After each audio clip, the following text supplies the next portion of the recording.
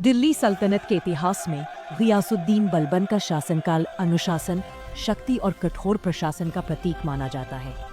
1266 में सिंहासन पर बैठते ही बलबन ने समझ लिया था कि साम्राज्य को बचाने के लिए केवल वीरता नहीं, बल्कि लोहे जैसा कानून और मजबूत केंद्रीकरण जरूरी है। सिंहासन ग्रहण करते ही उसने सबसे पहले चहलगानी, वो 40 तुर्क सरदार जिन्होंने दिल्ली के सुल्तानों को अपनी कठपुतली बना रखा था, उनकी शक्ति तोड़ दी। बलबन ने साफ कहा, सुल्तान ही साम्राज्य का एकमात्र केंद्र है। उसने अपने दरबार में शाही रौब और शान बढ़ाने के लिए जमीन बोस और पाई बोस जैसी परंपराएं लागू की, ताकि प्रजा और अमीर जाने कि सुल्तान स्वयं साम्राज्य की नियति है। उसका शासन जितना कठोर था, उतना ही न्यायप्रिय भी। दस्युओं और विद्रोहियों से परेशान जनता को बलबन की नीतियों ने राहत दी।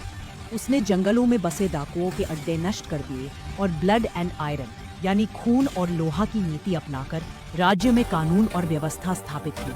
मंगोलों का खतरा उस समय सबसे बड़ा था। बलबन ने सीमा क्षेत्रों में मजबूत किले बनवाकर और बहादुर सेनापतियों की नियुक्ति करके दिल्ली को उनके आतंक से सुरक्षित रखा।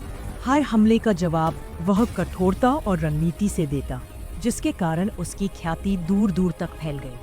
लेकिन उसके जीवन की सबसे बड़ी दुखद घटना थी उसके प्रिय पुत्र मोहम्मद खान की मंगोलों के हाथों मृत्यु। यह सदमा ऐसा था कि वह जीवन भर इससे उबर नहीं पाया।